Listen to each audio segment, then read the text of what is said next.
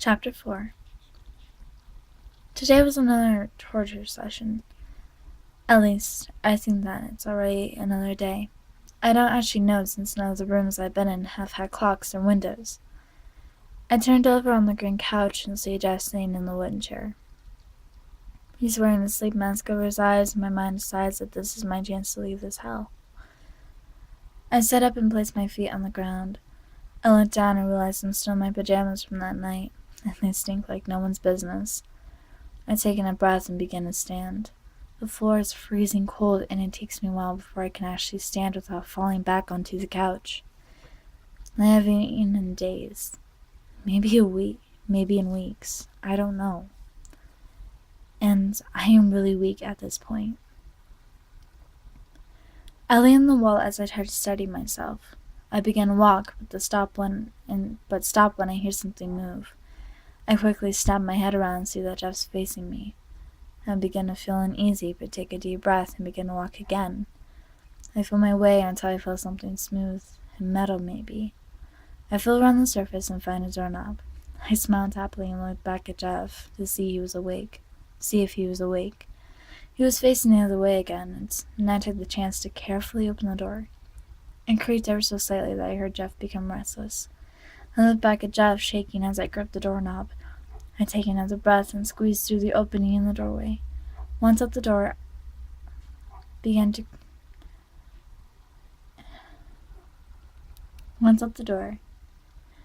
creak and close. I stopped the door with my foot and winced slightly as the heavy door stopped on my foot. I grabbed a nearby rock and put it in the spot of the foot and pulled my foot away. The door stayed open and I smiled with relief. I began to walk along the wall again until I find another door. I see light coming from underneath the door and decide that I should try to find another door. I go along and stumble on a staircase, but manage to catch myself. I grab onto the staircase and lift myself up. I begin to walk up them. I come to the top of the stairs and meet a metal door. I open it and moonlight rains down on me. I almost want to dance, but I remember that I'm not quite safe yet. I feel light and quickly hide in a bush next to the door. A normal person approaches the door, and I watch as he enters, using his cell phone as a flashlight. Then the door closes behind him. I begin to panic. He'll die down there. I open the door and start to descend down the stairs. He starts yelling at me, saying I shouldn't come down there, but he's not referring to me. I believe he thinks that I am the people he came with, if he came with anyone. I force myself to continue even though my legs are about to give way. From the spot I am on the stairs, I see Jeff walking down the hall towards an open door. I run back up the stairs, almost tripping on several steps. I slam open the door and duck into the bush I was hiding before. A stick was scratching my arm, causing it to turn red, but I was more worried about Jeff would come out. Which soon enough, Jeff came storming out of the basement towards the building that was over the basement. I held my breath and waited until I couldn't see him, then ran into the forest in front of me. I heard two screams which fueled me to run even faster. I tripped on a twig, but quickly got up and began running again. I began to hear something chasing after me. In my instincts, I started to cry for my life. Suddenly, I was grabbed by the arm and I screamed. A white hand was placed over my mouth to keep me from screaming again. The person that grabbed hold of me began to drag me backwards towards the hurried basement. I struggled as much as I could to get out of the person's grip and away from the oncoming horror. The person seemed not to care. It was as if I was a rag doll. I began to cry as I continued to struggle against the person's tight grip that kept getting tighter. Suddenly the person stopped pulling me and I started shaking as if I was in a blizzard. I look up shakily and meet Jeff's angry face. His glaring eyes peer into my soul and make me want to curl up and die right on that spot. I whimpered and I could see his rage build, ready to explode. You are the first to try and escape me. Congrats. However, thanks to you, the police are on their way here, he said, his voice stern and deep. Soon red and blue lights are blinking in the trees of the forest scenery. Jeff cursed and looked down on me. You are going to buy me time. Say you're running from me, but don't you dare even think you are safe from me. I will be back for you, and when I come back, I will make sure you die a very bloody death," he said, practically spitting the words. I nodded and he let me go. He pushed me forward, making my legs give way. I tripped on a stick and fell face first into a rock. My head began to sting and the world spun around wildly. I watched as officers rushed toward me. There seemed to be no sound, making everything hard to comprehend. They began to talk among each other, many running back towards their cars. That's when everything faded to black.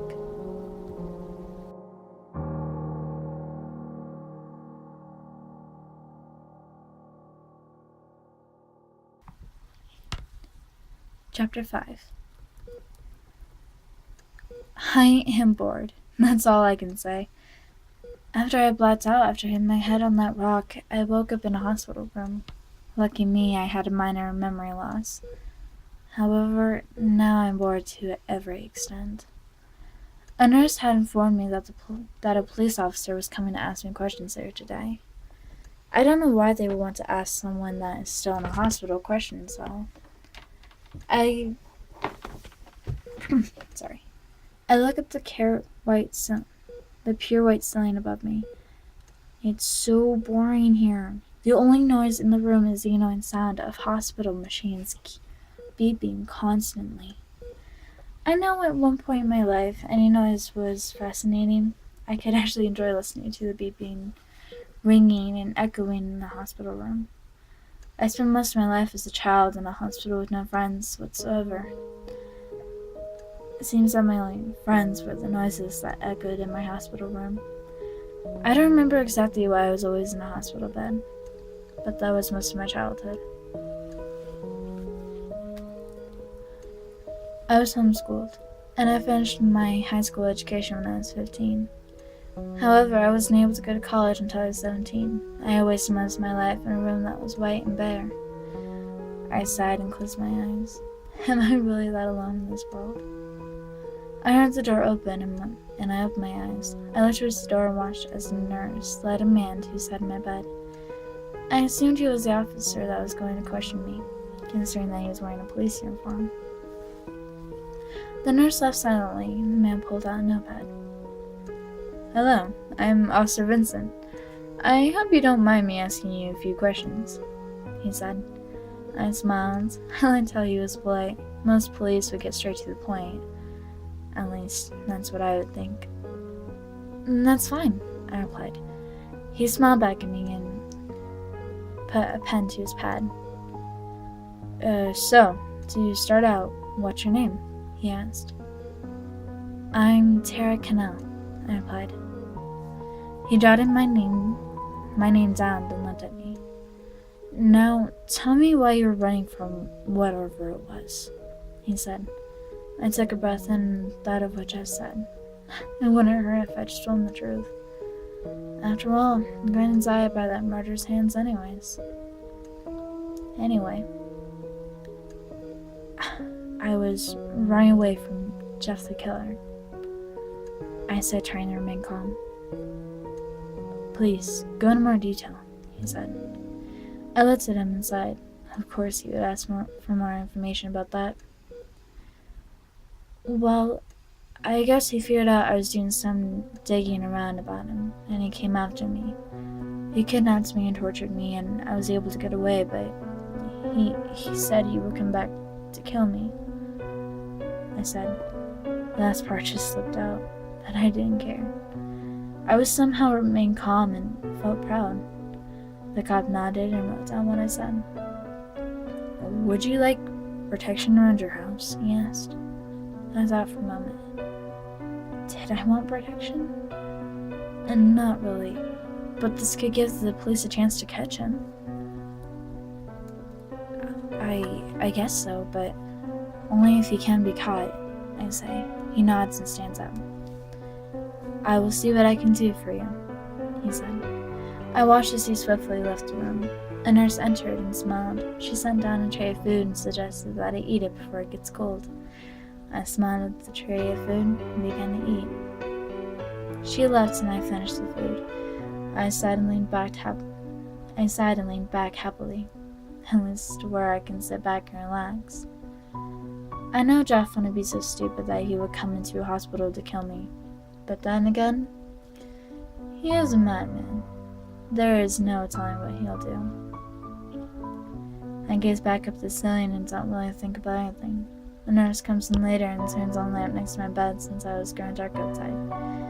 I look at the window and watch the sunset. Hospitals are so boring and full of death. I really dread them.